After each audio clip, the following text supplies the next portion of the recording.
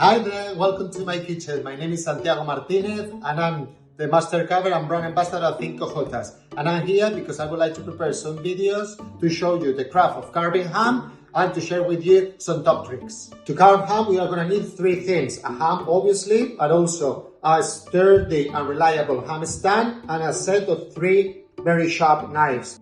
This one, La Puntilla, short blade knife. This is the one, the butcher, and the carving knife, which is going to be elongated and very sharp. Today I'm going to demonstrate how to open a ham. First of all, I'm going to point out to the four different parts of the ham: maza, babilla, punta, and jarrete.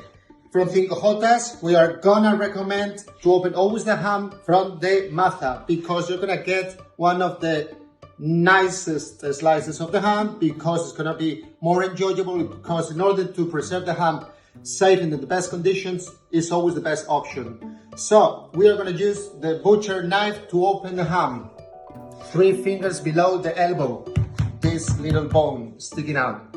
Making a cut, putting the knife in an angle in order to get the most meat out of the leg, and then I'm making this cut until I reach the bone and can't get any lower. And then I'm going to trim off this yellowish and rusty skin. Be careful when you're carving with this knife because they are very, very, very sharp. I'm gonna clean the sides as well. So it's always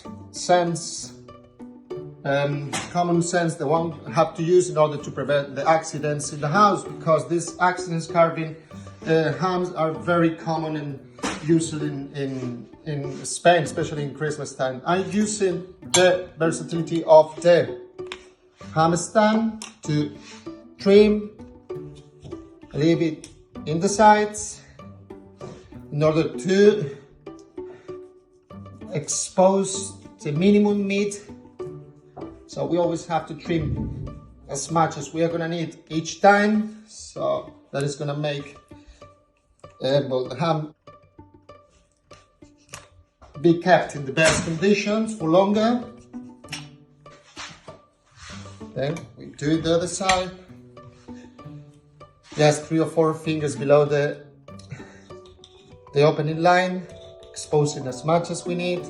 Be very careful with the knives. So normally you can, well, we are working with security gloves, for sure that you don't have those in the house, but try to avoid to put the hand in the way of the knife, because these knives making no hostages, you know what I mean? They're very dangerous. Once we get to the white fat, we can say that the ham is ready, so we can remove these little bits of rancid fat here as well.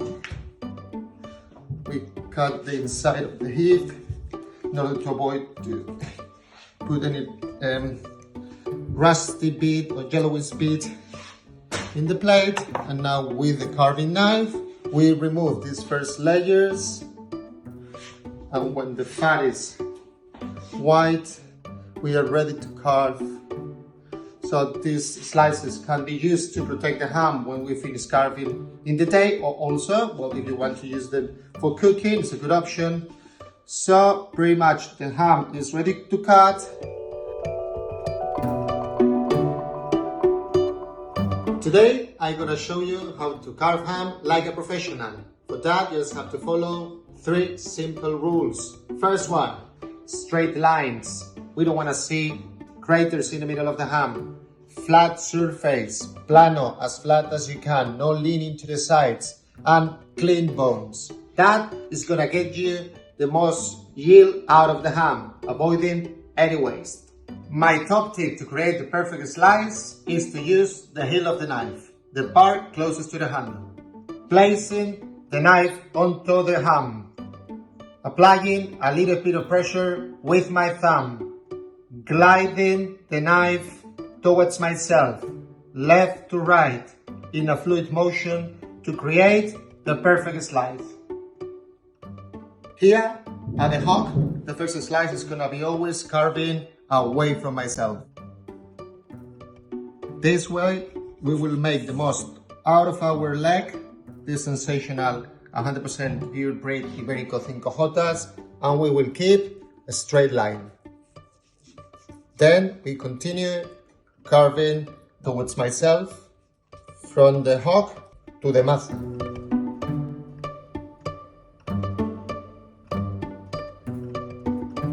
You can see the color of the meat, the infiltrated fat within the muscles. That speaks volumes about the quality of the ham, time the pig spends in the fields, living outside freely, the diet on acorns. Look the fat. The first stumbling block people arrive at is the hip bone. I'm gonna show you how to go around it. We need to use the puntilla, cutting around the bone, separating the meat from the bone, preventing the meat sticking to the bone, and allowing preparing beautiful slices.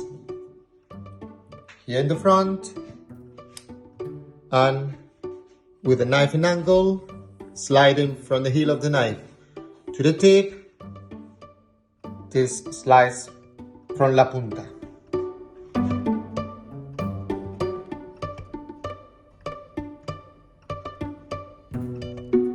One way to prove the quality of our hams, 100% pure breed Iberico fed on acorns, is to squeeze the hock. You can see all the oils and saturated fat oozing out of the muscle.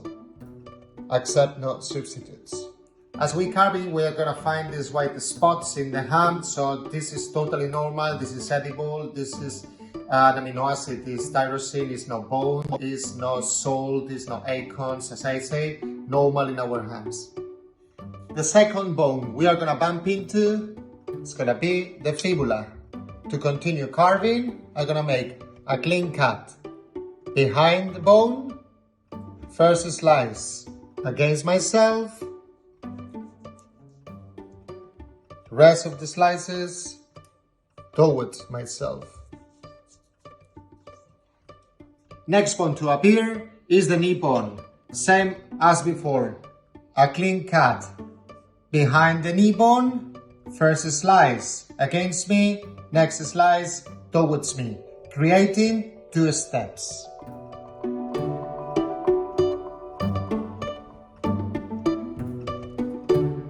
As you can see, I flip the ham over, I clean it, and today I'm gonna show you how to cut the rump end of the ham, the hock, the third cut, and how to finish the ham.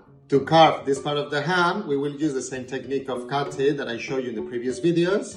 You have to glide the knife, and we are gonna produce smaller slices, but they're gonna taste beautiful.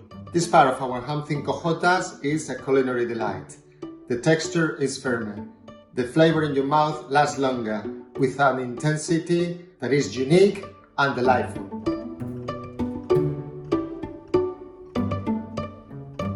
Once we reach the knee, we are gonna make a clean cut behind the bone. First slice is gonna be always against myself, following ones towards myself. To carve the slices from this part, we will need to flip the knife over like this, carving with the back of the knife, sliding from the heel of the knife, finishing the slice with the tip.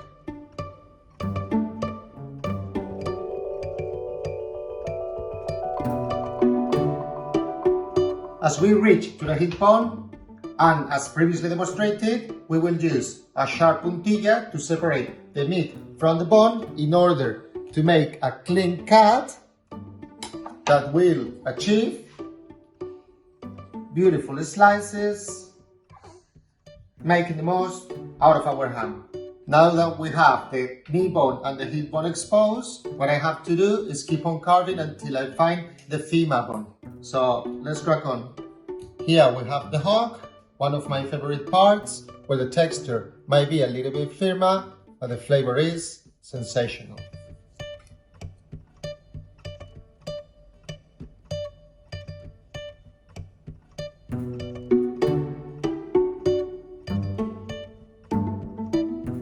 Here you can see the femur that indicates that this cut is finished.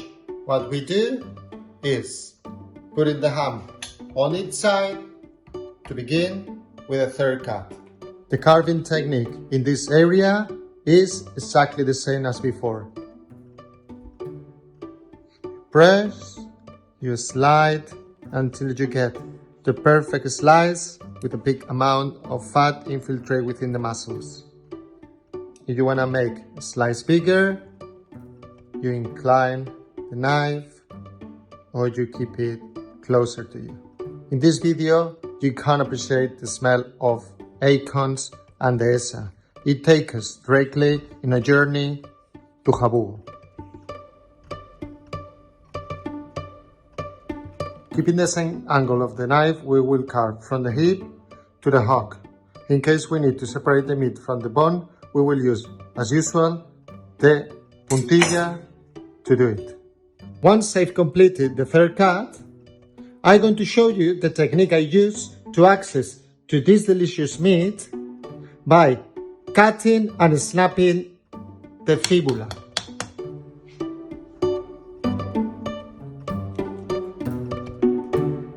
Cut around the bone, pass by through one side to the other, and then we need to snap, cutting that link between the bone and the knee and snapping the bone. Once we remove the fibula, we are going to start carving slices from this bit. That may be because it's a trickiest bit to find. For me, it's the tastiest bit. As you can see, the ham is almost totally gone, so the only ham left is the inside of the femur. I recommend you to slice it in little cubes and use it for cooking or to make croquetas. And that's all. That is the end of the tutorial carving of ham. Bye! See you later!